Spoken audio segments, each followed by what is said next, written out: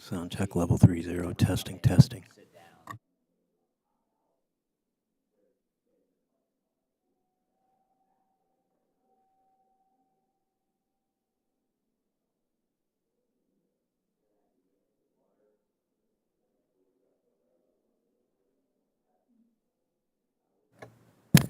Testing.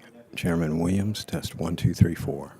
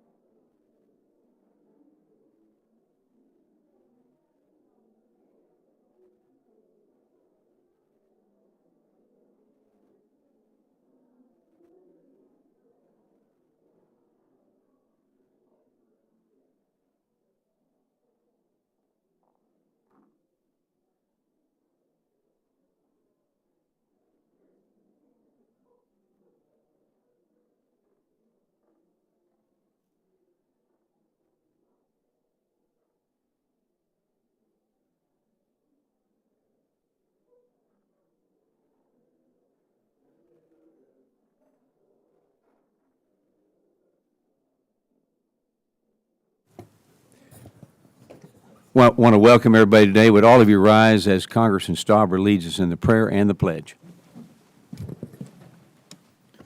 Lord, thank you for this wonderful day, and thanks for giving us the opportunity to serve here in Congress. We pray that today our families back home are safe and sound and enjoying their summer, and we thank the witnesses for their safe travel here, and we look forward to their testimony, and just thank for giving us the opportunity to serve and live in this country and be respectful of one another, however there may be disagreements, but being respectful. And we ask this in your name. Amen. I pledge allegiance to the flag of the United States of America.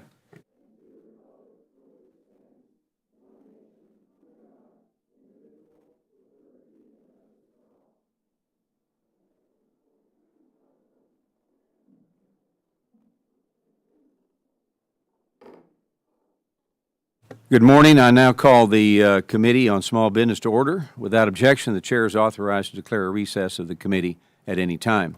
I now recognize myself for my opening statement. Welcome to today's hearing that will focus on the challenges facing Main Street in rural America. I want to thank our witnesses for being here today and understand that all of you traveled a long way to share your stories.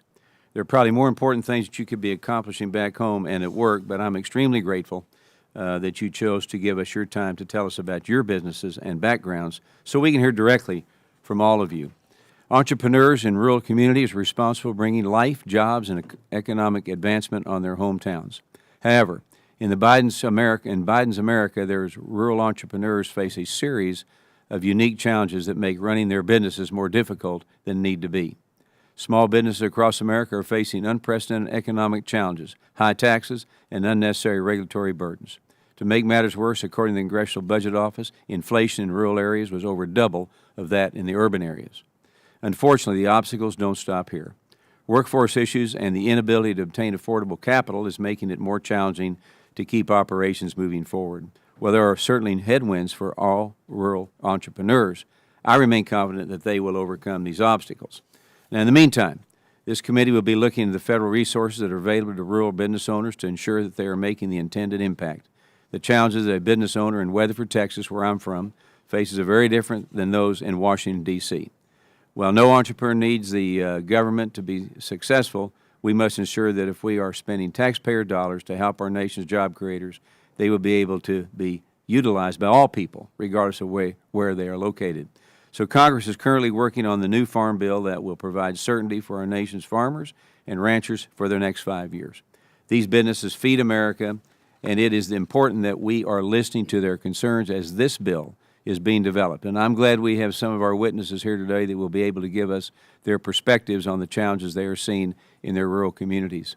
There's no doubt rural small businesses are resilient and will not stop in the face of adversity and hardship, and I'm confident that the hard work and unrelenting spirit of all of you and entrepreneurship that happens our rural small business owners exhibit can be a shining example for all of our nation's job creators.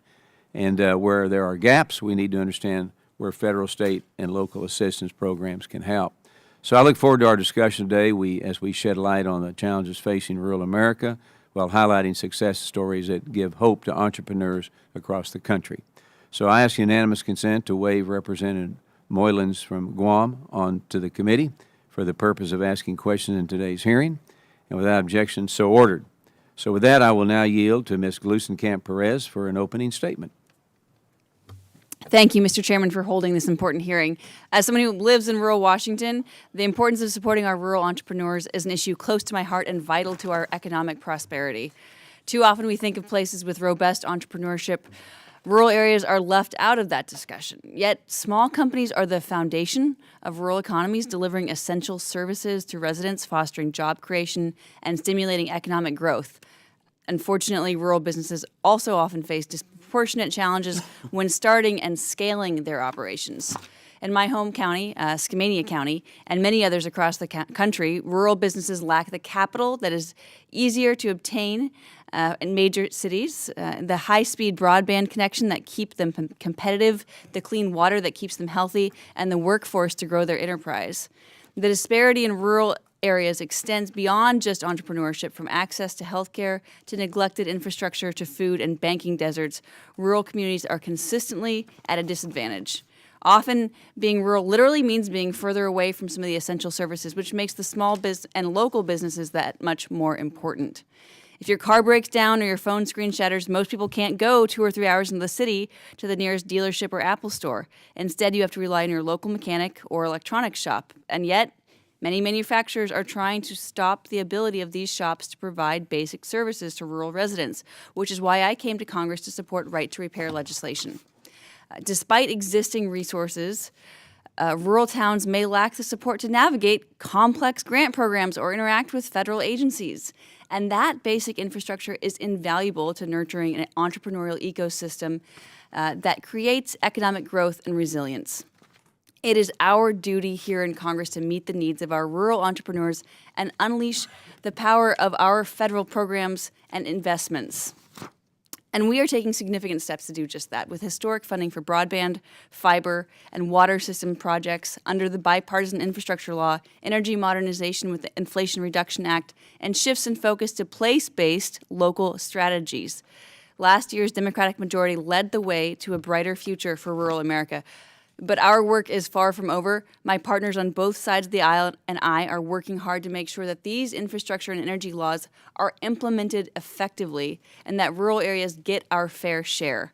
I am especially proud to co-sponsor the bipartisan Supporting Small Businesses and Career and Technical Education Act of 2023, which would empower hardworking Americans to join the trades and train them to start their own small businesses.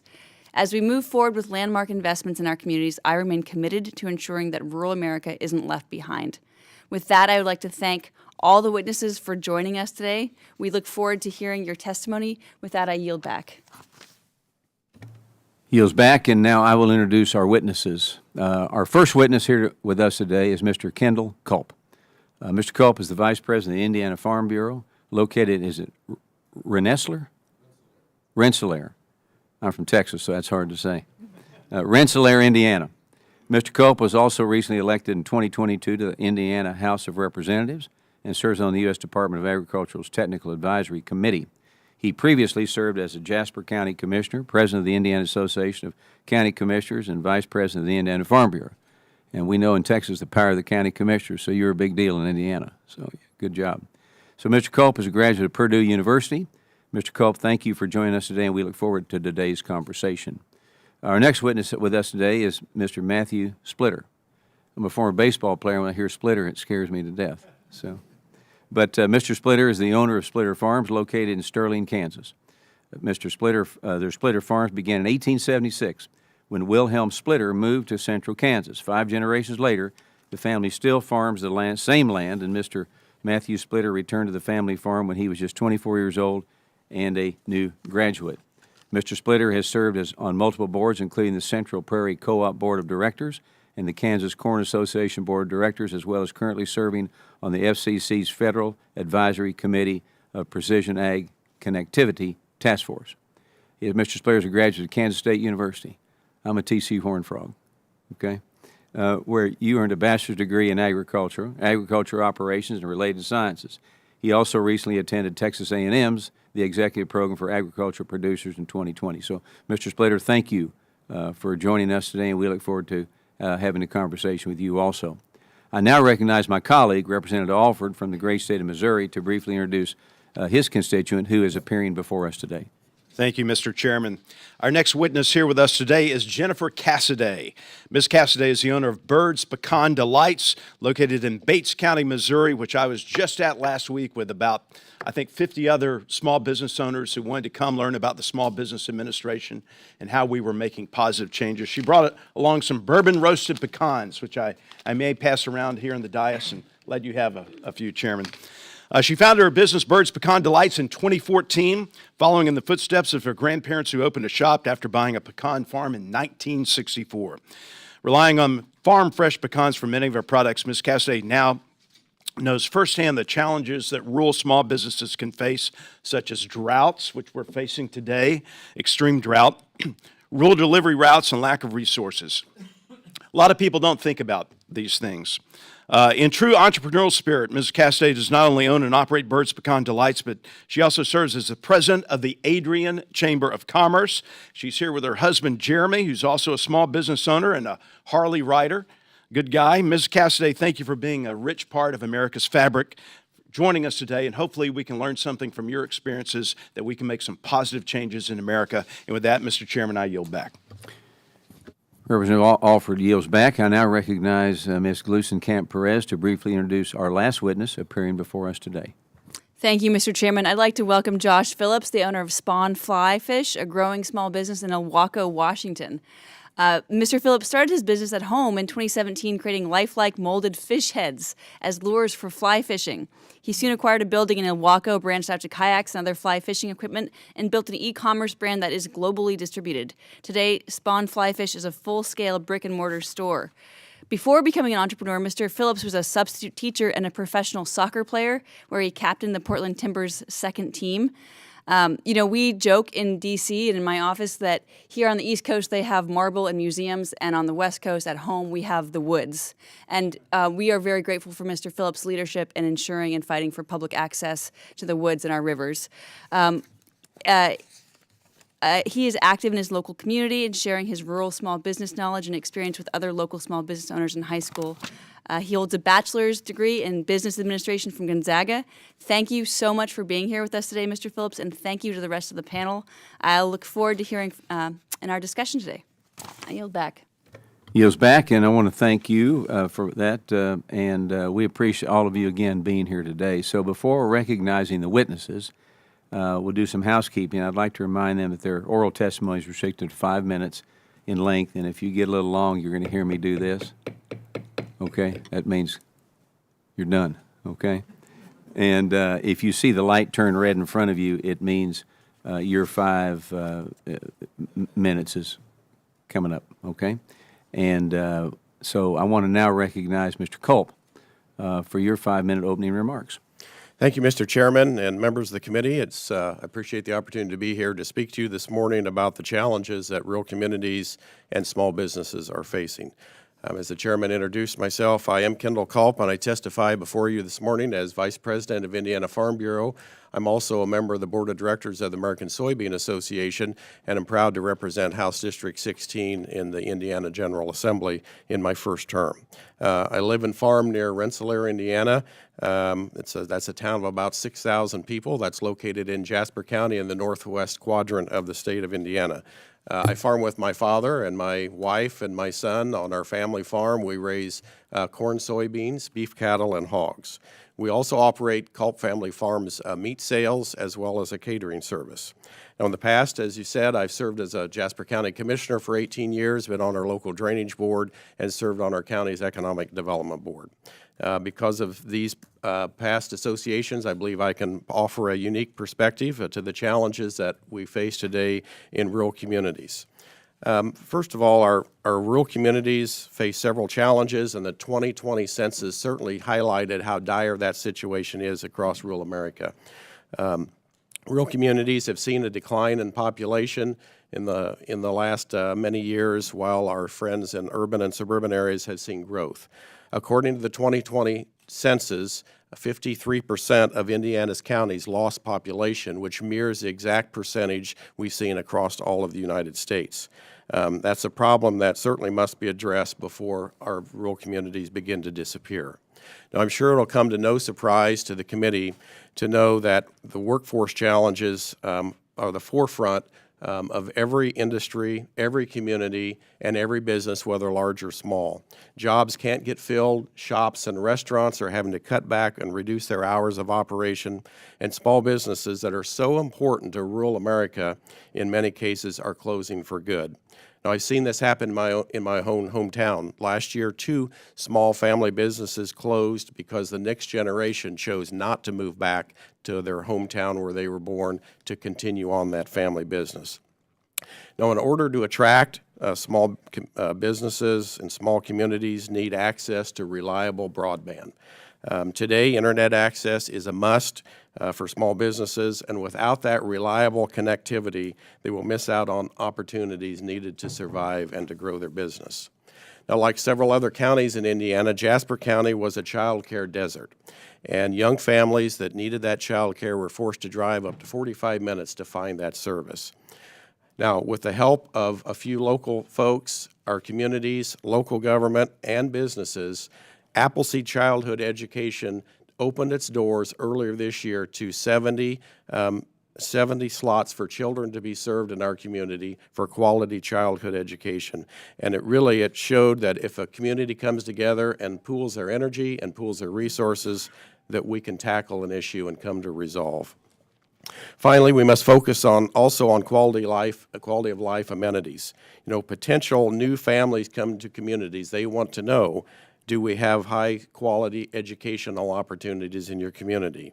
Do we have access to health care and emergency services? Is there adequate and affordable housing in your community? And do we have the road, water, and utility infrastructure needed to support those residences and those businesses? All these questions must be addressed if we're going to attract and retain workforce in our communities. Now, I've identified some of the challenges that we face in our communities, but what can Congress do to help? Well, first of all, I would encourage Congress to work together and pass a bipartisan 2023 Farm Bill so that on time, so that we can not lose access to the programs that we really need. The Farm Bill impacts the well-being of all Americans. Now, while it's not the fix for everything, the challenges that our rural communities are facing, the Rural Development title of the Farm Bill offers programs that can add tools that communities need as they plan for future growth. In conclusion, I want to thank you today for the opportunity to testify. Rural communities are the backbone of this nation, and in many cases, agriculture, along with those small businesses, are the economic drivers of those communities. If farmers have a good year, they're going to spend dollars in their hometown, and that benefits Main Street businesses, and they will flourish as well. Open discussions like this will allow us to find solutions to the challenges that we face. I truly love living and working in my rural community, and it's my greatest honor to serve my constituents in my district. I look forward to answering your questions today and discussing some of the challenges of our communities. Thank you. Perfect. I now recognize Ms. Cassidy for her 5-minute opening remarks. Thank you. I am here representing businesses in a town of about 1,700 people. Adrian, Missouri is located about 60 miles south of Kansas City, right on the I-49 corridor. We are a town of people who back each other up and support each other every which way we can. It is a town primarily made up of farmers, teachers, and other business owners who understand what it means to work for everything you have. Business owners in the area work 24/7 to keep their doors open, trying to fulfill a dream. Each one of them have a story to share about why they became entrepreneurs and why they continue to strive for success with their business. Each one of them will probably also tell you that it's one of the hardest things they have ever done. At least that was the most common reply I got when I was asking their thoughts on running a business in 2023. I first opened my business back in 2014 as a very small location, a few blocks from where it is now. 4 years ago, I moved into a building that we renovated because it was located right off the interstate. I then completely revamped my business plan. We still sell our pecans that we raise as a family of about 600 acres of pecan trees, but we also offer a full breakfast, lunch, dinner menu. We make our own homemade ice cream. We sell gourmet coffee, and it's also a bakery as I'm a certified pastry chef by trade. Within 6 months of opening at this location, we went up against COVID, followed by supply shortages, wage increases, and inflation. At times, it feels like the odds are stacked completely against us as business owners. I recently had to purchase a van in order to travel an hour to the city to get supplies to supplement having it delivered because I could simply save money. I'm able to save $300 to $400 a week by doing this, but I have to use up an entire day of not being at my business to do it. I will say I love what I do, and I am fortunate enough to have family, friends, community, and not to mention a great staff that backs up my dreams as if it's their own. Even though I can't pay them what they well deserve, and I can't afford to offer insurance or other benefits because as a small business owner, there's also no brakes on that unless you have large amounts of employees. Our profit margins allow for very little spending because we also can't price things where they need to be in order to take care of everything, or else we price ourselves out of the market. For example, I buy my supplies at the same place restaurants in Kansas City buy their supplies, but I can't sell it on the menu for the same as what they sell it for. If we drive away our local commerce, then we have to rely more and more on the outside commerce to come into our town, which is what our focus has been here lately. Our reality that we accept and embrace is that we rely on the population. If we rely on the population of 1,700 within our town, then our businesses just won't survive right now. Unfortunately, this means we have to advertise at a large radius to get more people to travel to come and see us or come off the highway. This takes billboards and large amounts of advertising. In the city, the marketing philosophy is how to bring people off the street. But in rural America, the concept is a bit more broad. And it's how do we convince people to drive the 20, 30, 60 minutes to come to our town or exit off the interstate. Just having a sign listed under the food this exit, Missouri Department of Transportation charges $2,000 a year. And it's higher depending on the traffic, so it's usually just the larger businesses and chains that can even afford that. Advertising with travel magazines and similar entities costs upwards of $1,000+ a year. And that's a lot of money when trying to balance daily sales and with the higher cost of everything. At the end of the day, there just isn't anything left to work with. We need some barriers to be broken down so small businesses can succeed and not feel like it's impossible to be successful. The more sales tax that comes through a small city, the better it can survive. It helps the schools, it helps the community, it helps those who can't pay their bills. It helps on the federal level as well, but then it also helps the city to function and to thrive on its own 2 feet. And it takes those tax dollars to do that. We aren't a fan of big chains, but in our small town, even if we were, they would never set up shop because we don't have the population to support it. That means the commerce has to fall completely back on small businesses. And when small businesses can't survive, small towns in rural America will continue to fall.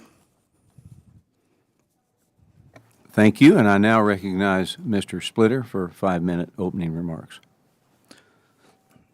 Thank you, Chairman, and the entire SBA Small Business Committee. It's an honor to be here before you today as a 5th-generation farmer from central Kansas. Farming, if I told you that farming was in my blood, I'd lie. I was adopted before I was born, so this is kind of a living the true American dream. In 2010, my wife, Jan, and I had the opportunity to take over our family farm. My father just passed away, and we came back to a farm that was 1,200 acres and 1 seasonal employee. As we sit here today, we farm over 10,000 acres. In central Kansas, we have 6 to 8 full-time employees. As I wrap up my 11th year full-time farming, we can reflect back on all the challenges and the success stories that we've had. Our growth has been contributed mostly to relationship building. A lot of retiring farmers, neighboring farmers, and custom work. Lots of sleepless nights and just lots of prayers that got us to where we are today. I'd like to talk a little bit about the challenges, the opportunities, and the quality of life. There are micro and macro challenges that face today's young farmers. One of the largest challenges that face young farmers today is access to capital. Regulations placed on lending institutions make it difficult to access necessary funding that allows a small farmer and a young farmer to plant their crop. With little to no collateral, the ability to borrow is significantly limited. Other resources, such as USDA and FSA loans, are great alternatives, but they are cumbersome and time-consuming. In today's fast-changing markets, time is of the essence. Same is the case for rural Main Street and small businesses. Capital is hard to come by and very complicated to work through, very cumbersome and very slow. Most recently, supply chain issues, inflation, regulatory uncertainty, and weather. We just came out of the worst drought that I've seen, and I haven't been farming very long, but it's been a tremendous drought through central Kansas. It makes producing the world's safest and most affordable food supply very difficult. Inflation continues to wreak havoc on our farm, equipment purchasing and borrowing. Daily, we struggle procuring parts for equipment, seed, and fertilizer for our crops regardless of the price. We just can't get them. More specifically, equipment costs on our operation were up 12% from late 2021 to early 2023. Seed costs were up 7 to 12% from 22 to 23. Fertilizer prices have fluctuated from 25 to 70% increases year on year. Although prices were up, commodity prices were also higher, helped offset some of those costs. The 2022 growing season was extremely dry. We had 33% of our average rainfall and were unable to raise even our average production numbers. Our wheat harvest that we just got out of about 12 days ago was about 30 to 40% of our average. To me, it feels like some federal regulations are trying to put family farms out of business, while we should be working together to be the world's gold standard in agriculture. More challenges that rural Americans face, not just agriculture producers, are access to healthcare, quality education, childcare, high-speed internet access, quality housing, the list goes on. Although there are multiple challenges, there are multiple opportunities as well. There exist great opportunities for entrepreneurs in rural America. The need for main streets to stay vibrant and cater to the local economy remain. We need local businesses where we can shop and socialize without having to travel out of our community. With the realization that working remotely is more widely accepted, moving to rural areas has become more attractive. The push and an implementation of rural broadband access will allow employees and employers to connect regardless of geographical location. In 2017 census, the average age of the farmer was 57 and a half years old. The land isn't going anywhere, and the opportunity still exists for young farmers to begin. Kansas State University's Office of Farm and Ranch Transition is helping link beginning farmers with retiring farmers. This program allows for mentorship while searching for the next generation to farm. It's a one-of-a-kind program providing young entrepreneurs a chance to follow their dreams. Up to this point, we have been very proud to say all of our employees are longtime and lifelong members of our local communities. The wages that we pay to our employees stay local. Their children go to or have gone to the local public schools. They shop local. Tax dollars stay local. They use medical services that are local, support many organizations. They're volunteers in their 4-H clubs, members of the volunteer fire department, and they volunteer their time at church. Our closest friends are doctors, nurses, school teachers, engineers, work in the tech sector, veterinarians, bankers, coaches. My time's running up, I'm going to talk faster. Restaurant owners, neighboring farmers, but they've all chosen to be in rural America. Our county, Rice County, Kansas, has 9,400 people and 4 stoplights, one of which works after 6 p.m. We are the epitome of rural America, and we deserve recognition. Again, thank you for inviting me to speak before you, and I look forward to answering any questions and be a resource for further policy discussion. Thank you, Mr. Splitter. Great story. I now recognize Mr. Phillips for his 5-minute opening remarks. Chairman Williams, Ranking Member Glusenkamp-Perez, I'm delighted to stand before you today and share my story. My name is Josh Phillips, and I am the owner and president of Spawn Fly Fish, a thriving fly shop located in Owaka, Washington. This quaint town over 2,000 miles away embodies the essence of rural America, where challenges are plentiful. However, my company has committed to not only achieving success in our community, but also inspiring success in rural communities nationwide, despite the obstacles we face. Having grown up visiting Owaka my entire life and moving there full-time several years ago, I have personally witnessed the struggles endured by its community. Limited housing, scarce job opportunities, and the subsequent talent drain from rural areas are all too familiar to us. Driven to make a difference, I embarked on a journey to bring a growing e-commerce business to Owaka, showcasing the power of hard work and determination. While our venture focuses on fly fishing, it is our unwavering passion to the community that has garnered recognition and success in rural America. Recognizing the need for stability in rural communities, I seized the opportunity to create a foundation of support and empowerment using the tools at hand. Spawn Fly Fish was born out of a deep commitment to providing exceptional products and fostering a sense of community among fly fishing enthusiasts.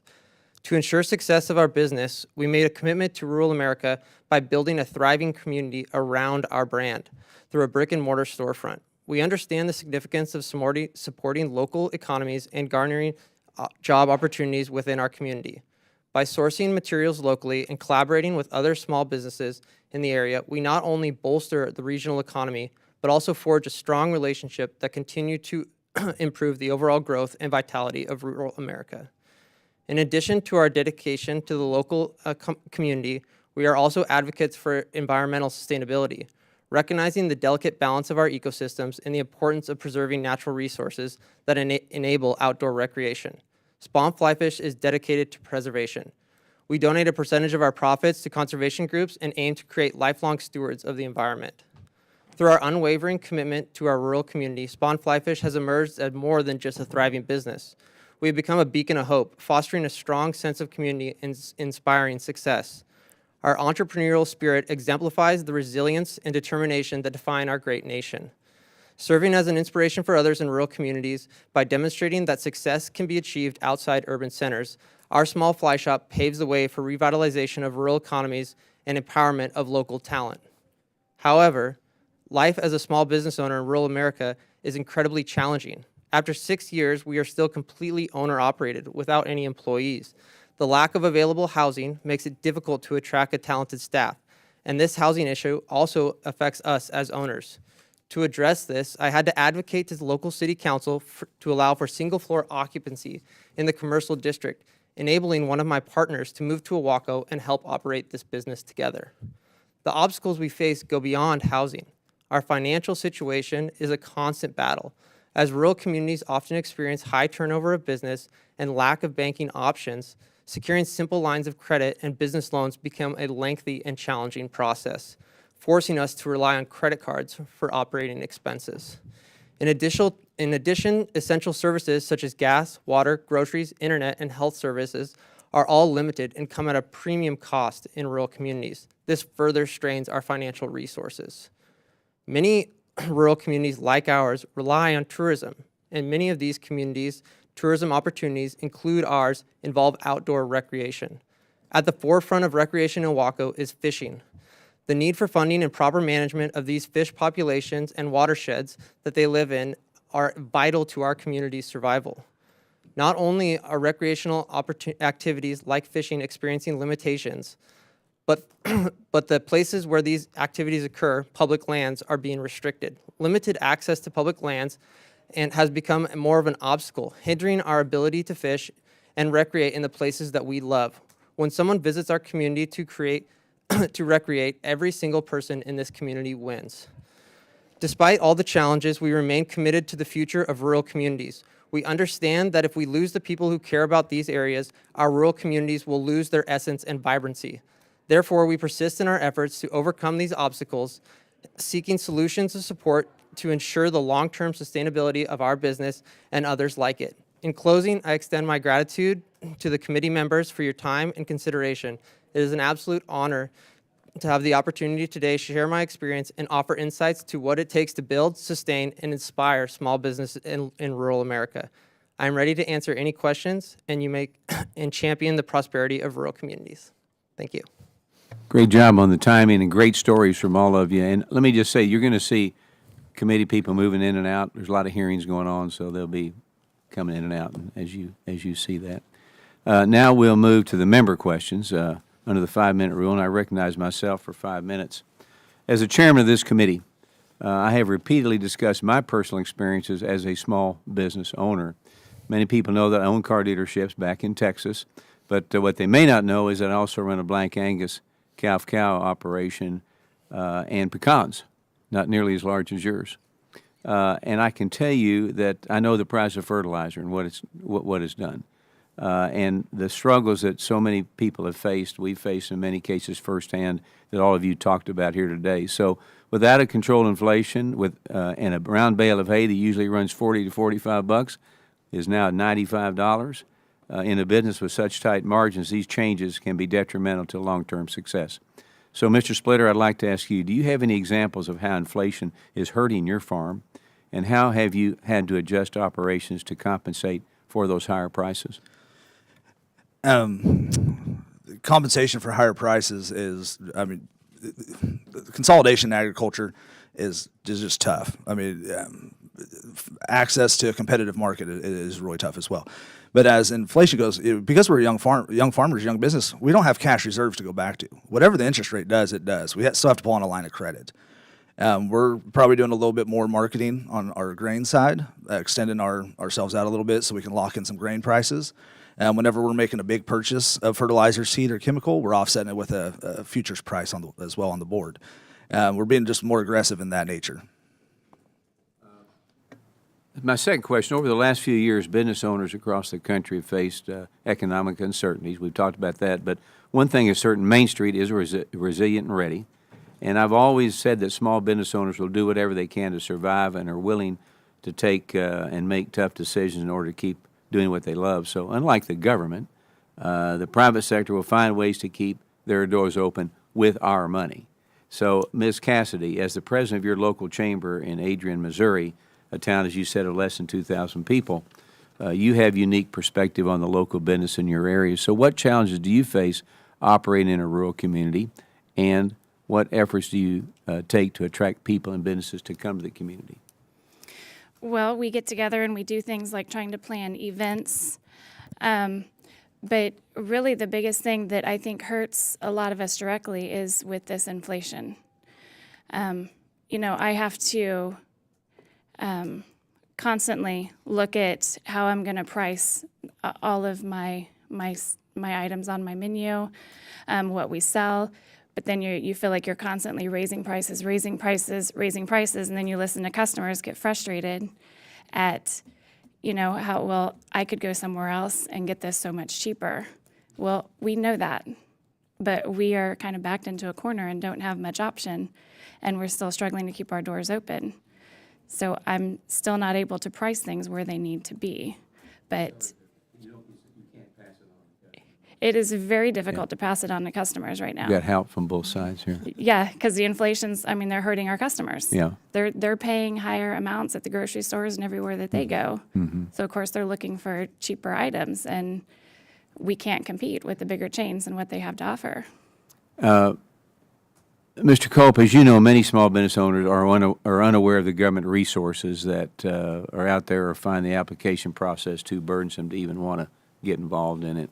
What are you hearing from businesses about this problem, about able to access, and what have you done on the state and local level to bring the community together to find solutions and create a better economic environment in Indiana? Well, that is a concern that I hear that over and over again from small businessmen. I've participated on an energy grant program to have energy savings on my farm, and so I had to hire a consultant to do the application for me, and then there's follow-up. There's every year there's additional documents that have to be filed. If you don't go that route of hiring someone else, then if you forget to do that or file that on time, then you're liable to repay all of that and lose your grant. So that certainly is a big issue. We need to make sure that there's less of those regulations, and in some cases, there's just not a knowledge that even exists. And I could tell you at the state level, we do that. So we just passed a budget in Indiana, and we have dollars available for different programs to support and to help growth of those businesses. And we think as legislators that we've done our job, and we say, well, we've taken care of that problem because we've delegated or we've appropriated those dollars. What we don't do is follow up to see, did those dollars get to where they were supposed to go, to the right groups, the right communities to help them. And so we're really relying on others to make sure that the application gets done, and in many cases it doesn't reach the right location. Thank you very much. My time is up. I now recognize Ms. Glusenkamp-Perez for 5 minutes of questions. Thank you, Mr. Chair. Mr. Phillips, could you share your experience in finding capital for your business? I can, yes.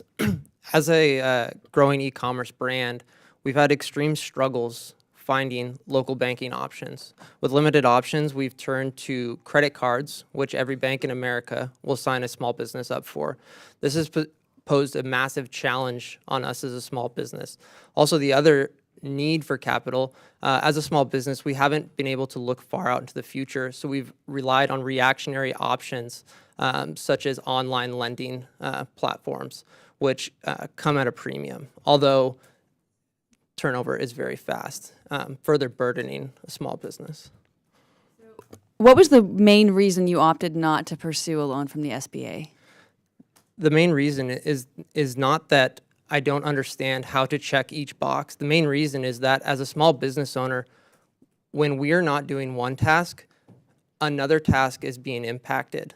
So for me to check each box means that the daily operations of our small business are not being fulfilled, which in turn hurts our small business and doesn't allow us to operate the way that we need to support our local community. Would you agree that more investment is needed to make the SBA's loan application process more accessible and straightforward for small business owners? I would agree, yes, so that we have time to do what we need to do to survive. So in the past, in some parts of your district, I know we could count the number of banks on one hand. How much harder does a lack of a physical bank make getting loans and investments for small businesses? It does make it extremely challenging. We bank with Chase, and the nearest Chase is over 2.5 hours away. Like you heard earlier, these times that we're not in the physical location of our small business, again, restrict us from operating. A day to visit a bank takes 2.5 hours one way, an hour meeting, and 2.5 hours back. That day is essentially over. So when there's just one or two banks and, you know, a 3-hour drive, how does that affect the favorability of the loans and fees a client could get, would you say? It doesn't really give us an option as a small business. Or in turn, like I stated earlier, it lends our ability to venture elsewhere, which in turn is the internet. Yeah, you know, almost every community I visit, in my community, right, housing is the issue we hear over and over and over from small business owners. Like, we can't find housing for the people we need to hire. And so I thought your solution was really interesting of lobbying. And you know, we talked about the headache and the struggle to get your property rezoned so that you were able to, you know, it's so funny going to your business and there's like coffee cut, you know, someone's living there. So I wonder if you could talk about your experience finding housing, navigating, and the necessity of, you know, zoning flexibility. Yeah, our housing on the coast of Washington is extremely limited, which has possessed a ton of challenges. As Ms. Gluskamp-Perez just stated, a business owner of mine occupies the back space, which was previously unallowed.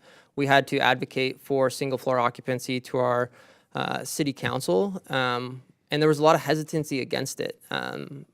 But through constant communication, our dedication to our community, we were able to get that passed and in turn allow for my partner to move to Owaco to benefit our local community. Thank you so much.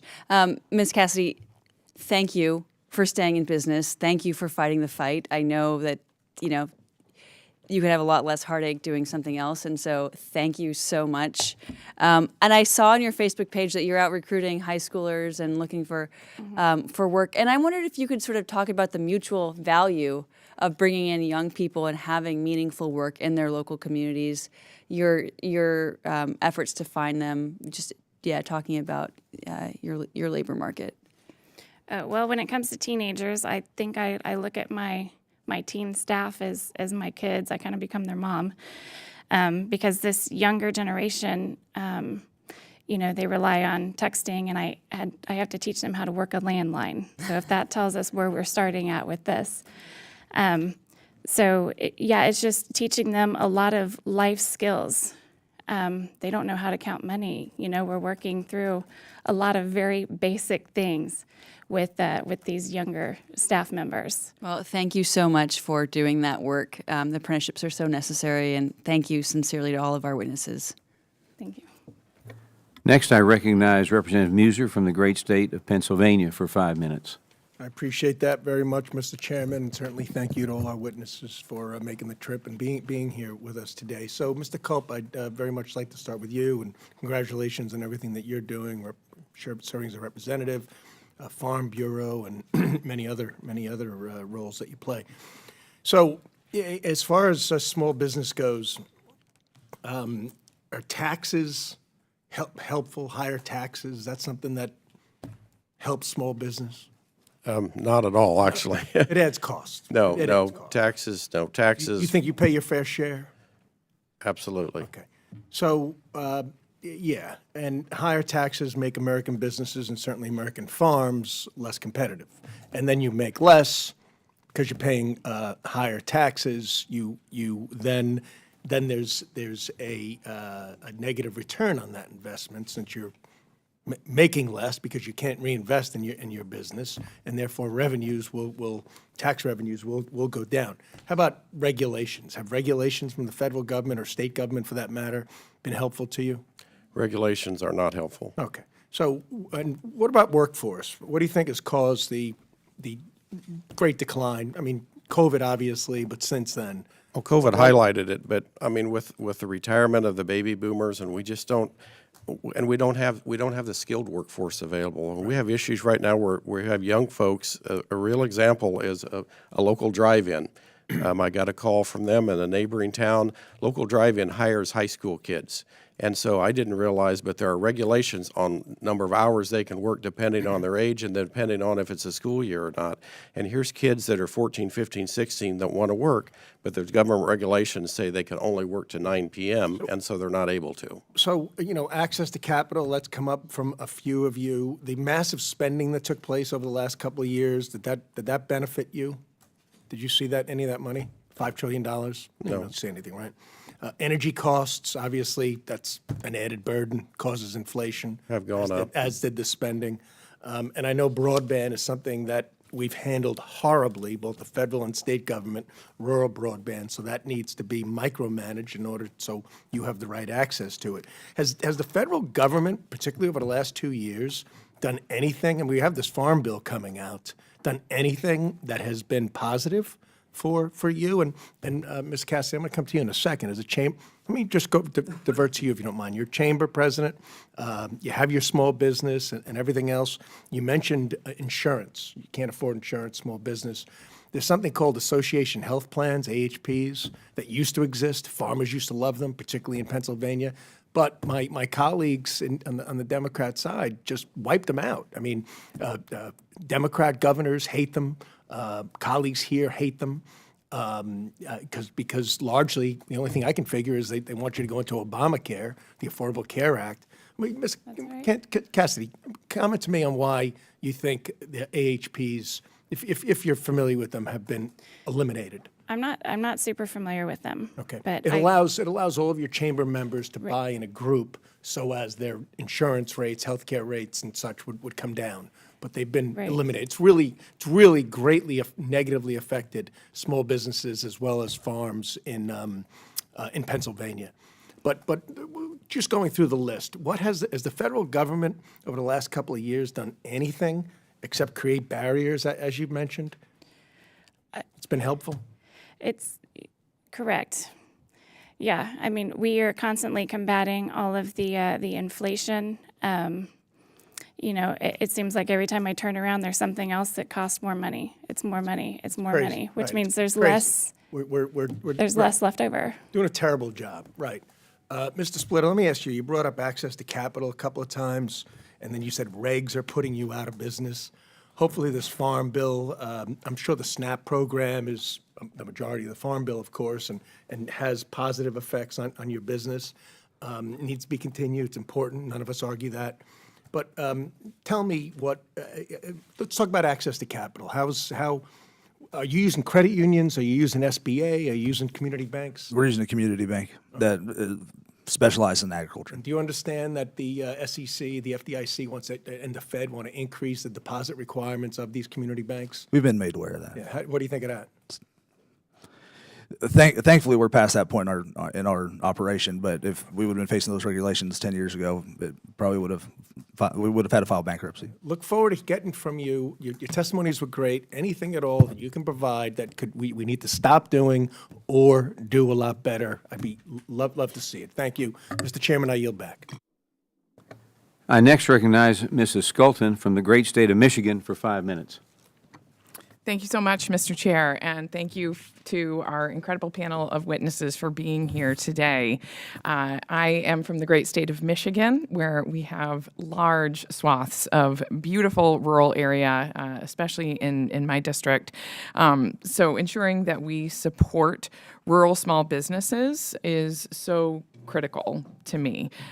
It's not just about enabling the spirit of entrepreneurship, but making sure small and rural towns have reliable infrastructure like broadband internet, water, and access to childcare. All these things that we have been talking about today, I consider to be the foundations of a critical infrastructure on which to build small businesses in rural communities. Mr. Culp, my first question is for you. In your testimony, you discussed the importance of attracting and maintaining a strong workforce. Can you talk a little bit more about how workforce issues compound in rural areas with other issues like childcare deserts or broadband internet, access to broadband? Absolutely. Well, we have that in where we're located, Northwest Indiana. We're about 45 minutes. You could go north or south to a more metropolitan area. And so what we have young families that maybe come in and they get a job, they interview for the job, they get a job. Our hospital was a good example of this. And so the professional that's getting hired is fine to live there. The spouse comes and says, well, where's the retail? Where's the entertainment opportunities? Where are the food venues, right? Where are the walking paths? And you see all of these quality of life and quality of place amenities that sometimes aren't there. And if they went 45 minutes either way, in our case, they have an abundance of all of those. And so what happens then, not only do they want to live there, but it's like, oh, we have a lot more employment opportunities there as well, and you lose those people. They just won't come because you can't offer those quality of life issues. So I would have said 10 years ago or 15 years ago as a county official, those really aren't county government issues, but I've really changed my tune on that because we have got to attract people to our communities to live and to work because we need that workforce, whether it's professional or other. And to get that, we're going to have things that attract them. And so the things you've listed are certainly fall into those categories. Thank you so much. Mr. Phillips, my next series of questions are for you, and I want to talk a little bit about the relationship of water to your business in particular as well. I'm proud to represent miles of beautiful Lake Michigan shoreline, a year-round angler myself, and serve on the water subcommittee on our Transportation and Infrastructure committee here in Congress. We know how important clean water is to so many businesses, but especially one like yours. The fish who you rely on for your revenue depend on clean water. We've got a beautiful map in my office of how far the boundaries outstretch. I represent a lot of fish. That's the joke in my office. What is the best way, in your opinion, for the federal government to protect this vital input for the rural small businesses who need it? Yeah, the biggest factor in this is that although I do make a living on fish, it's not just myself that benefits from clean water. The entire community surrounding my business also benefits. When somebody comes to our rural town, they gas their boat up, they stay at a hotel, they eat at a restaurant. It's not just one individual when it comes to fish. It's the community at large when you're talking about communities that rely on clean water for outdoor recreation. So in saying that, it's not just about me. It's about our community as a whole when you're talking about clean water. And knowing that, I think is very important, that it's not just about a fly shop in Owaco. It's about everybody. Yeah. It's clear you have a firsthand knowledge, understanding of just the greater economy that a business like yours supports around it, and quickly, just as a follow-up, would you have chosen Ilwaco to locate your business in if its water infrastructure was polluted, contaminated? No, I would not have. The ability to get out and escape per se, the challenges that we all have as business owners is something that revitalizes myself, as well as allows us to market our products to a larger audience, to communities across the nation. Yeah. Thank you so much. I yield back the remainder of my time. Yields back her time. And now I recognize Representative Mann from the great state of Kansas for 5 minutes. Thank you, Mr. Chairman, for the time. Thank you all for being here, and Mr. Chairman, thank you for having this important hearing this morning. I represent the Big First District of Kansas, which is 60 primarily rural counties in western, central, and the eastern part of our state. We have hundreds of thousands of small businesses in our district. About 80% of the folks in our district work in small businesses. They really drive, as we know, the economy, and certainly the economy in my district. Mr. Splitter, first question's for you, and I've been to your farm. Great seeing you. Thank you for testifying this morning. Great to see your wife here as well. In your testimony, you talked about federal regulations and how they're trying to put family farms out of business, and that we should be working together to be the world's gold standard for agriculture here in this country. I couldn't agree more with you. Can you share more about how regulations and federal policies have negatively impacted your farming operation? Yeah, on our operation, one thing that we always go back to is trust the science. Trust the experts. When we're sick at our house, we don't go to Google, we go to the doctor. Ethanol is a big deal for us. We live 6 miles from the local ethanol plants, and what better story can rural America tell than ethanol production? A green plant is producing fuel, and that green plant can be grown every year, again and again and again. Why are we limiting access to ethanol production? That just seems mind-boggling to me. And then trusting the science, EPA regulations on some herbicides, chemicals that we use. Atrazine, in particular, is the most studied chemical of all time, and it's been proved to be safe in the doses and in the volumes that have been set forth by the EPA. But yet, we routinely bring it up for review. So, just in our house, we trust the science. I could not agree more. And you look at the history of the chemicals used in agriculture today. Let's trust the science, not the political science, but the real science. Clearly, these things are safe. They've been proven over decades, and we need to give some certainty to our ag producers. You mentioned in your testimony as well about Kansas State University's Office of Farm and Ranch Transition, which links their program, which links beginning farmers with retiring farmers in an effort to find and mentor the next generation of farmers. Can you speak more about the opportunities this program provides to young entrepreneurs and future farmers and your experience interacting with that particular program? Yeah, that program came into existence probably about 5 years ago, and we'd already had gone through 2 farm transitions, one after my father had passed away. So I was never able to be mentored by my father in a formal setting. Of course, all fathers mentored their children. But it was in 2015, we were on the verge of bankruptcy, and I went to a local farmer who was not considered a competition to me and just asked for mentorship. Took a lot of swallowing to my pride. Didn't know really where else to turn. And so we went into a long-term relationship where we were able to take over his farm so him and his wife could retire. That was part of our farm growth. Wasn't really a strategy as much as a resource for us to just grow as human beings and an operation.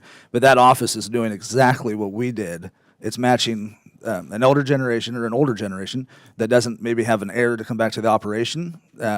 And instead of going through the community and asking for applications, it's kind of like a dating service for farmers, and it's worked. The success stories are just tremendous out of that office. It's fantastic, and I think that's an example for not just agriculture, but all of our small businesses to be looking at how do we continue them on when there aren't heirs or when the next generation doesn't necessarily, for whatever reason, doesn't make sense for them to carry it on. Last question would be for you, Ms. Cassidy. Can you talk to us a little about access to capital, and what barriers do you face when trying to access capital for your business? There are several barriers. And, even just opening up a business, I've talked with the local bankers, and, we have very small banks in a small town, and I was told that to get an SBA-backed loan is pretty well impossible.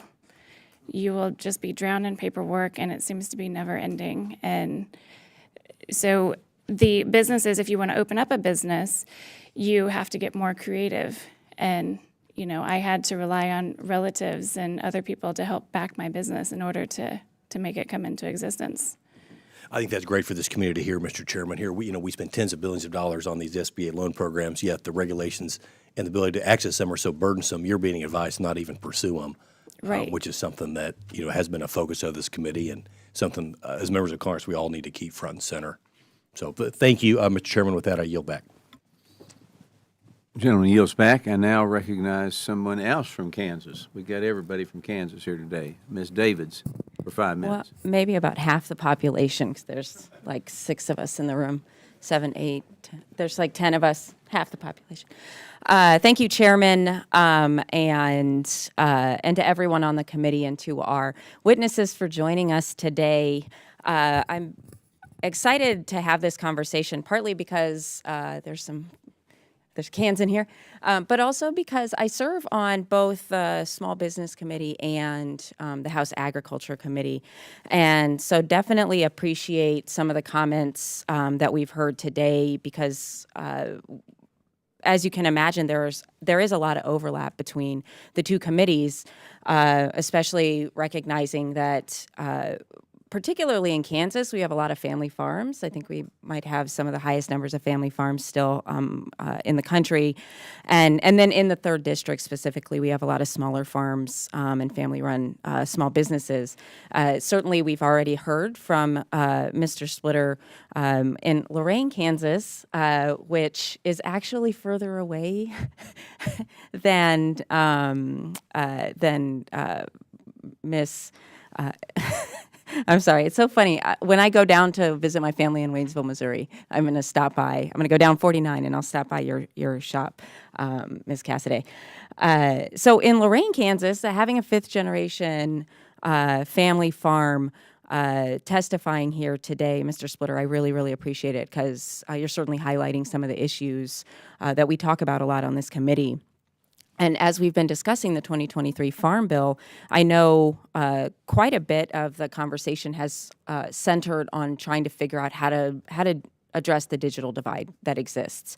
And when we think about the federal government announcing recently broadband grants from the bipartisan infrastructure law, I was definitely happy to see that Kansas is going to be one of the states to get the federal support to improve that middle mile infrastructure, broadband infrastructure, because if we've taken anything away from today, it's that we have to absolutely be thinking about this holistically. Everything from supporting our rural communities through passing the Farm Bill to addressing how the operation of a modern farm or agriculture operation happens, the technologies that are being used. And I think that we've seen tons of progress over the past few years to ensuring that all Kansans have access to broadband, but certainly there is still a lot more work to do. And I'm really glad to hear, Mr. Splitter, some of the comments that you made, and then in your testimony, I know you have addressed some of that. This is for anybody on the panel who wants to respond, but Mr. Splitter, I'd love for you to kick us off here. If you could talk a bit about how much of an obstacle having reliable, fast, affordable internet access is to running your operation, and what does successful implementation of those federal broadband dollars mean to you? Like, what do you want to see happen with that? Yeah, technology is a huge part of our operation, just absolutely huge. Actually, as we've been sitting here today, my phone has just been going crazy because we're 110 degrees and all my equipment is telling me that it's too hot. So we're communicating from the farm in central Kansas to my phone in D.C. today, telling me the updates, live updates of what's happening with some of our equipment today.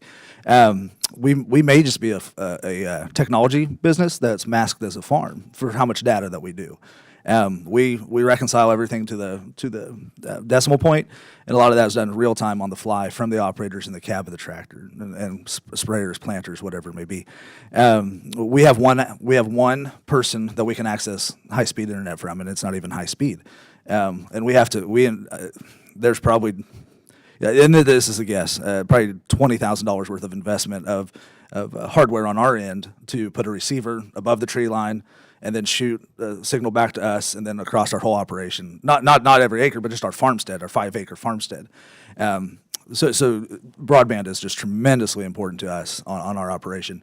And it really freaks out my family when the internet stops working in the middle of an afternoon and business can't get done. The kids can't be quiet because their iPads quit. But also, I mean, all jokes aside, it is just tremendously important that we have access to it. And reliable, not even access, reliable access. Yeah, and I just realized I took too much time asking my question. I just really appreciate all of you coming in and in a lot of ways highlighting how complex making sure that rural communities are being supported can be because of the multitude of issues that you all are facing. So thank you so much for being here today, and I yield back. Yields back. I now recognize Representative Stauber from the great state of Minnesota for 5 minutes. Well, thank you, Mr. Chair, and I've read parts of your testimony. To the witnesses, thanks for being here. It's as my colleague from Kansas just talked about. You talk about broadband and the importance of it. I just came from a natural resources hearing where there was a piece of legislation that removed the NEPA requirements for laying broadband in rural America in already pre-disturbed ground, like where wires are already in the ground, where wires are already on the poles. They're talking about more NEPA to do that. So you got electrical wires. There's some of my colleagues on the other side of the aisle want to do a NEPA review to put broadband wires on an already generated electrical line. NEPA, 4.5 years on average it takes. Can you wait 4.5 years? That's on average. It's more like 9 or 11, or a mine in Minnesota, it's 20 years. I don't think you can wait that long. You want it now. And I think we have the opportunity with the investment and the need for rural broadband. I said this, we're not rural America. I represent northeastern Minnesota. It's rural, and it's beautiful. But the constituents that we serve that are in rural America deserve the same priority as those living in the metro areas. As rural business owners, small business owners, you deserve the exact same attention as somebody does in your bigger cities in your respective states. No more, no less. But you deserve the same. It has to be fair. And the frustrating thing for me is, and I think on both sides of the aisle, we have Democrats and Republicans that represent rural America. There's no daylight between us that represent rural America. As my colleague from Kansas just said, we have to get this done. We have to have the return on investment. And I think there's an urgent need to do that because we want you to succeed. Not just give lip service from your respective state capitals or our nation's capital. We have to make sure that this investment gets to where it needs to get, and soon. Rural health, your small businesses, rural health, telehealth, telemedicine, our schools, our grocery stores, our small businesses like you, our farmers, we need to make that investment. Mr. Culp, in your statement, you highlighted the decline in population in rural communities and the importance of reliable broadband access. How do you believe improved broadband infrastructure can positively impact rural small businesses and attract new workers to live and work in our rural areas? Well, it's going to be vitally important, obviously, with our workforce issues and just the connectivity. We learned during the pandemic that our home served as our school, as our doctor's office, as our churches, right? Everything is there, and but the connection is broadband. And I heard him talk about we need to have broadband, focusing on the middle mile. But in the rural areas, we've got to have it to the last mile. Just like when they brought rural electrification out into the rural areas, the same thing. In our areas, actually local government, our county is working with our local REMC, our electric provider, and they are providing the broadband. It seems like a natural entity to do that because they're used to taking those services out to the last mile. Broadband, obviously, needs to be just the same priority.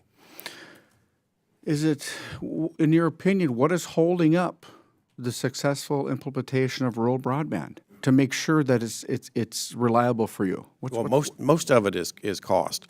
It's very expensive. It has a very long payback to take. I mean, you have to remember, if you're taking it out, you might be running 5 miles of line and maybe only a servicing 3 or 4 households, and so it's not cost effective, and that's where the grant programs come in. Broadband is one issue that's very unique because you have federal, state, and local dollars and governments all working together to collaborate to make sure that we get that broadband out to the rural areas. Mr. Culp, if you go back 70, 80 years, U.S. Postal Service said every mailbox mattered.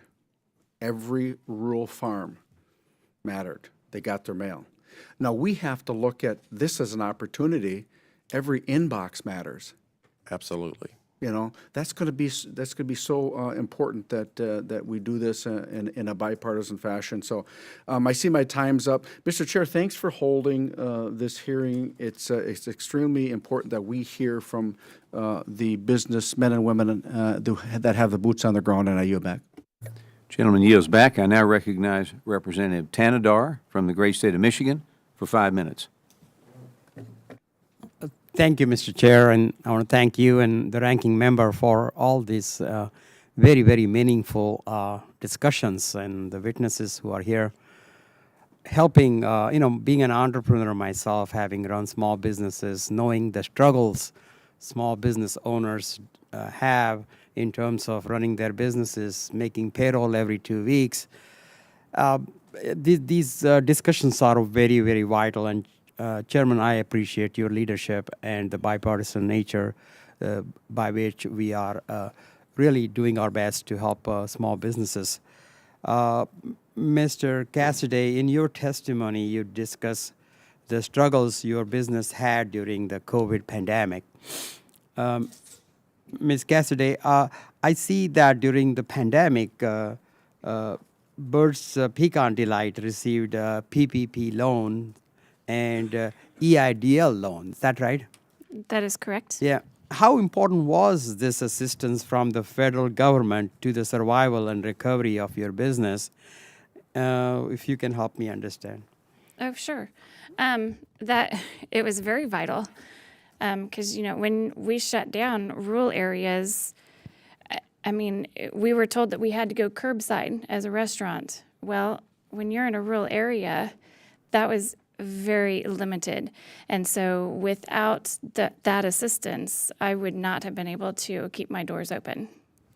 Now, do you think there are enough programs and resources out there to serve everyone who needs such help? Not in the rural areas. I don't think that the other rural businesses are even aware of anything that SBA has to offer, or, they don't get to take these classes on marketing or get to understand what all the different loans are that are available, because in SBA, the resources for rural areas, it just isn't there. And, listening to you all, I see that worker shortages are adversely impacting rural America, as mentioned by you. Finding a reliable and skilled workforce is essential to rural entrepreneurship, especially in growing profits and unleashing innovation. Mr. Spitter, my question to you is, do you think reforming our immigration system can help you attract workers in rural communities, especially streamlining the visa process for seasonal workers here on H-1B or H-2B visas? I can't speak too much about that. Currently, we utilize all local employees. We've been very fortunate to be able to find skilled and quality employees locally. But I think the H-2A program, bringing in helpers, seasonal helpers, is something that we will be looking at very closely into the future. So anything to streamline it would be helpful. Okay. Well, access to capital continues to hinder small business across our country, be it in rural or in urban areas. Many of the small businesses in my district struggle with finding capital to grow their business or establish new small businesses. As a result, finding a solution to this problem is something we all share on this committee. Mr. Culp, what can the federal government do in conjunction with local entities to provide more access to capital in the form of loans and grants to small business owners? Well, and besides just small business owners, you have small farmers and small agricultural businesses. Mm-hmm. So the Farm Credit System obviously is a function of the federal government, very effective to getting those dollars, those capital dollars out. I utilize that service and purchases that I've made as well. I think it's important that, and when you look at when you look at young entrepreneurs beginning, it's very important that they have access to capital because they don't have the assets always to back them up. I know we used in our county, we looked at using ARPA dollars to start a revolving loan fund for small startup businesses in our community, and it was met with a lot of support and enthusiasm. We're not talking about a big industry being built. Sometimes you just need a few $1,000s or $10,000 to get somebody jump-started, and then over time you could have a low-interest payback. We've set that up working with local financial institutions, and those are the type of programs I think that you need to institute, but a lot of those can even be done locally, not at the federal level. So. Thank you, and I yield back. Gentleman yields back. I now recognize Representative Alford from the great state of Missouri for 5 minutes. Thank you, Mr. Chairman. Thank you to our witnesses for being here today. I know you come up here on your own dime and your own time, and I really appreciate your investment in America. Rural small businesses know the needs of rural communities better, and when they succeed, our communities succeed, our states succeed, our nations succeed. And I see firsthand in Missouri's 4th Congressional District, I'm honored, as Sharice Davids is, my colleague from Kansas, to sit on both ag and small business. So we see this, how these tie together in this symbiotic relationship. We're working hard on the Farm Bill right now. It's so important to our rural communities. And, sir, you mentioned rural broadband. We've got to get that right.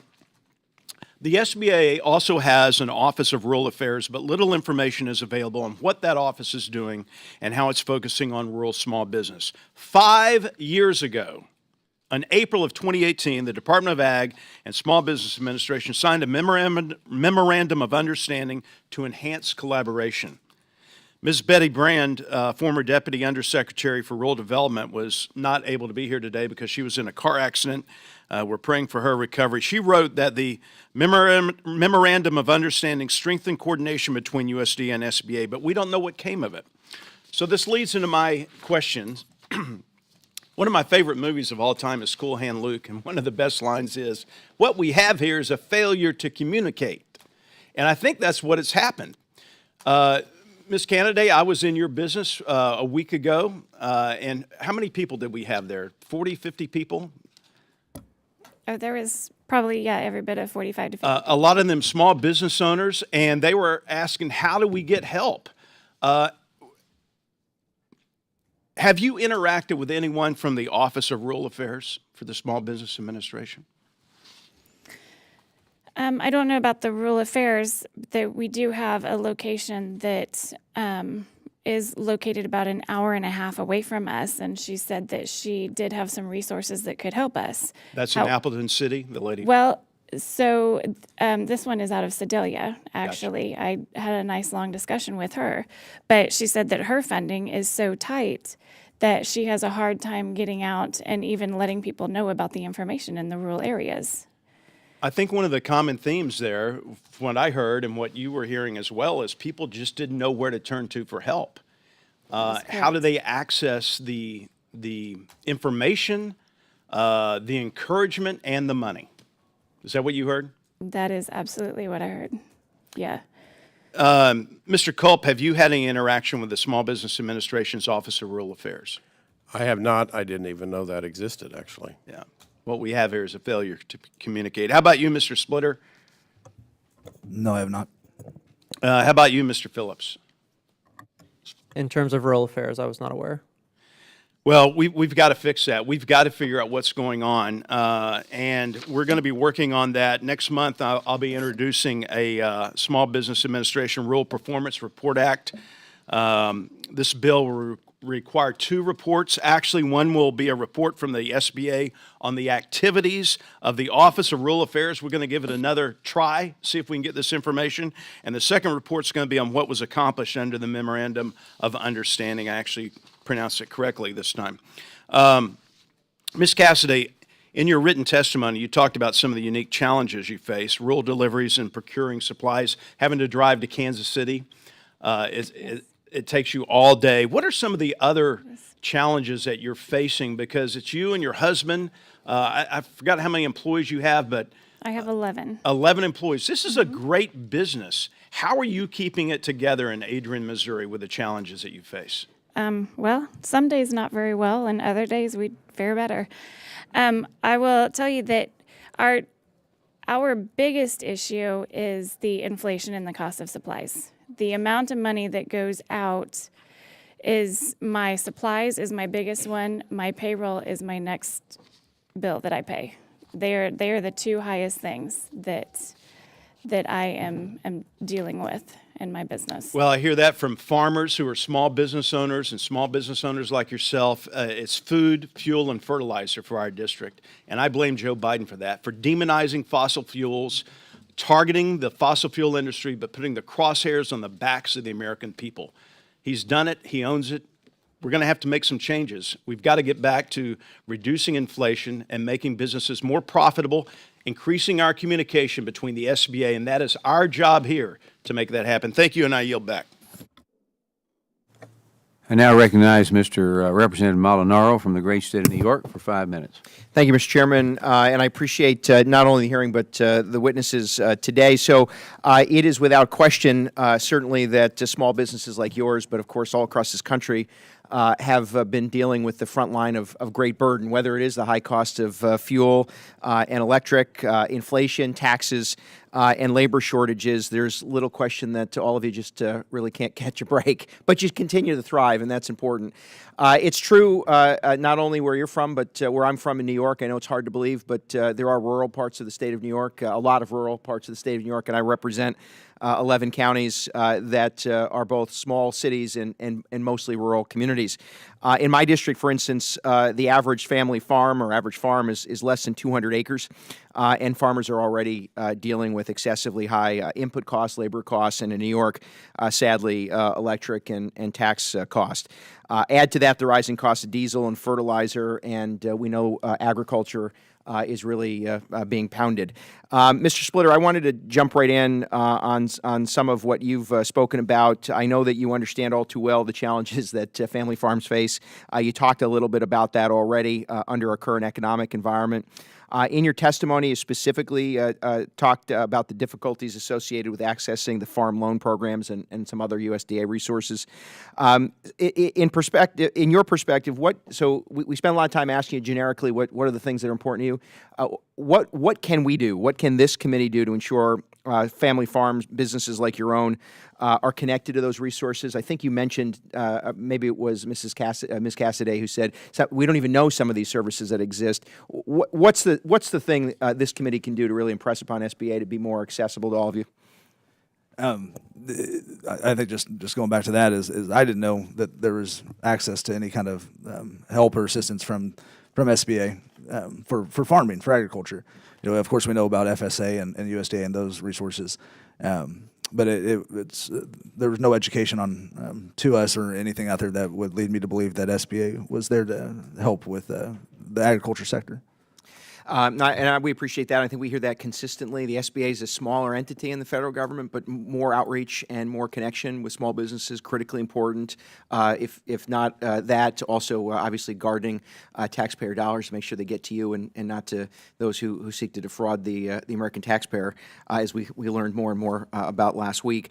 You all have talked a little bit about access to high-speed internet. I always like to say high-speed internet as opposed to broadband because there are multiple ways to move high-speed internet to communities like the ones you live in and work in and the ones I represent. I'm proud to serve on the House Agriculture Committee. This is obviously a major topic of conversation as we tackle the Farm Bill, and we're hopeful that we can continue to broaden access. Mr. Culp, in your testimony, you mentioned how access to reliable internet, of course, is a must for small businesses, not only to thrive and survive, but to access new opportunities. So we can all agree on that. The question generally is, how do we do that? I'm proud to sponsor and have introduced the Reconnecting Rural America Act to ensure rural and technologically underserved communities have access to reliable broadband and high-speed internet service. But building off the investment of the last infrastructure bill, what else can we do? I heard one of my colleagues talk about NEPA as an obstacle, which it is.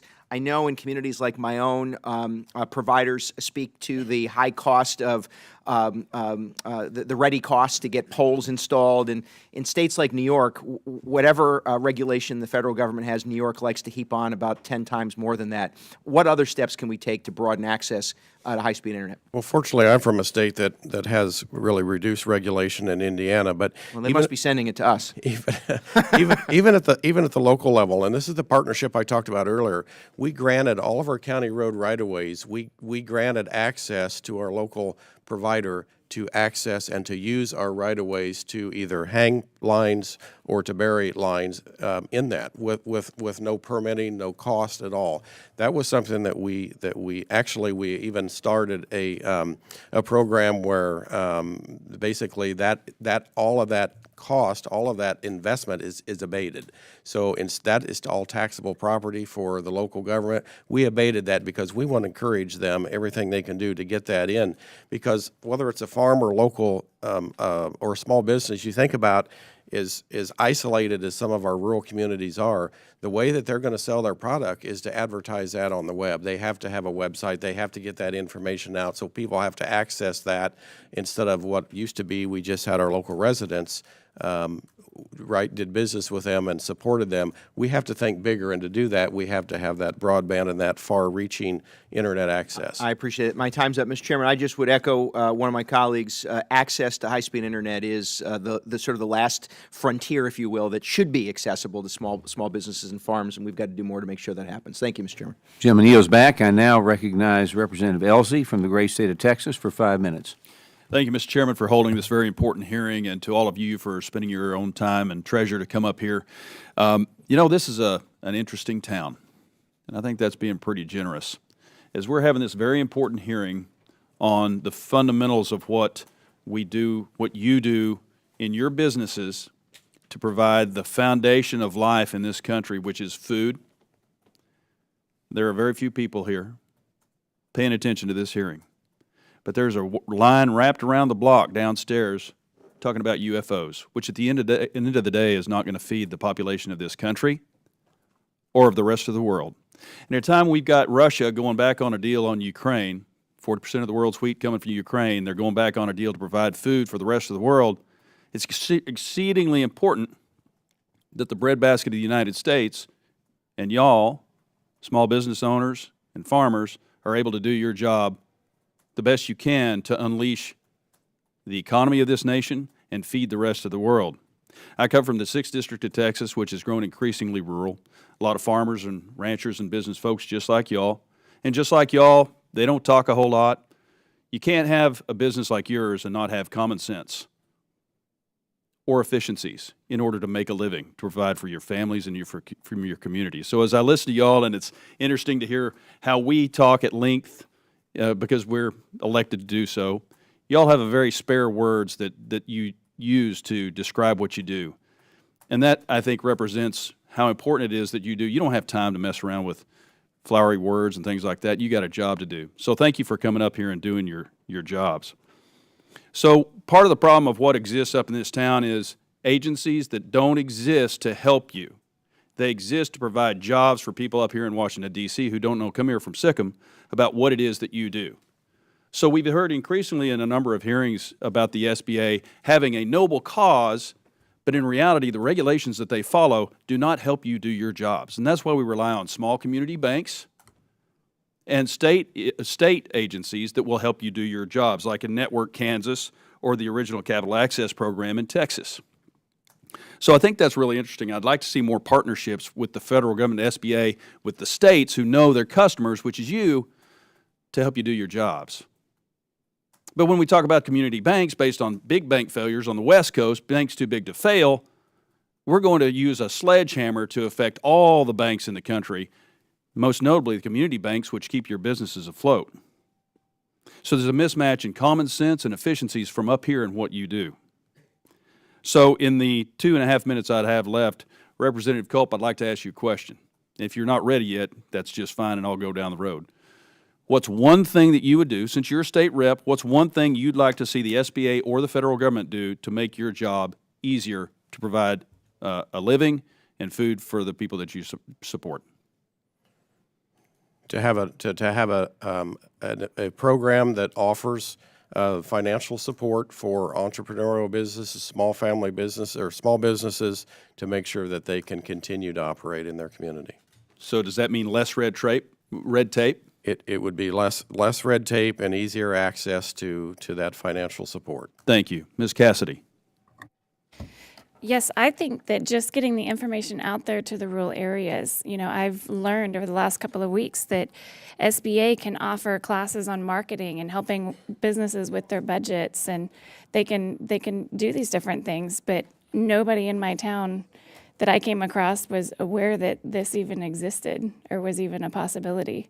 And I'm being told that by funding, that the offices that we could reach out to, they don't have the time or the resources to come out to our rural areas unless we invite them out. But how are we going to invite them if we don't even know they exist? Got it. And I hear the same thing from my veteran friends about the VA. One thing I'd like to note is we talk about broadband. In my district, we don't even have cellular. We don't have LTE. We don't have 5Gs. In some places, it's completely sparse, much less broadband. So we need to improve our capabilities to even get cellular out in my district. So, Mr. Splitter, same question to you. Get help to those who need it. I mean, when we were desperate for help, it wasn't there. There wasn't very little help that was there. The other thing that I think Washington do is get out of my way. Let me do my job. Let me provide the safest, the most secure, the most bountiful food supply that this world can see. Well, Mr. Phillips, I was going to ask you the question. I'm about out of time, and I think Mr. Splitter hit that nail on the head. Mr. Chairman, I yield back. Thank you for your time. Gentleman yields back, and I want to say to all of you, thank you for being here. I'd like to just say a couple of things, though, and I think one thing I hope you recognize with this committee, you don't see it on TV when you watch Washington, but I think you can see there's things we agree on, that these hearings can be bipartisan, and I think this has shown that today, that we're all interested. Many of us sit up here are doing a lot of what you're trying to do and make things happen. I made some notes. D.C., I always tell people D.C. can create a job, but it can't create net worth. And that's what we do as small business owners, and you all do. We need to streamline the SBA. We need fewer regulations. We need to bring inflation down. We know to do that, bring costs down. To broadband we've talked about. We need to hire a workforce that we can get the job done. And we need access to capital. I mean, that's everything we agree with on this, and we're going to do everything we can to make it happen. So I would like to thank all of you today for being here, for your testimony, and for appearing today. We know that, as you said earlier, you came on your own time, and it's hard to be away from your business. I would tell you my phone's been ringing right now. My daughter's back home wanting to talk to me about my business. So being away is a big deal. Without objection, members have 5 legislative days to submit additional materials and written questions for the witnesses to the chair, which will be forwarded to the witnesses. And I want to ask the witnesses to, if that happens, to please respond promptly on that. So if there's no other further business, without objection, the committee is adjourned. Thank you. Thank you.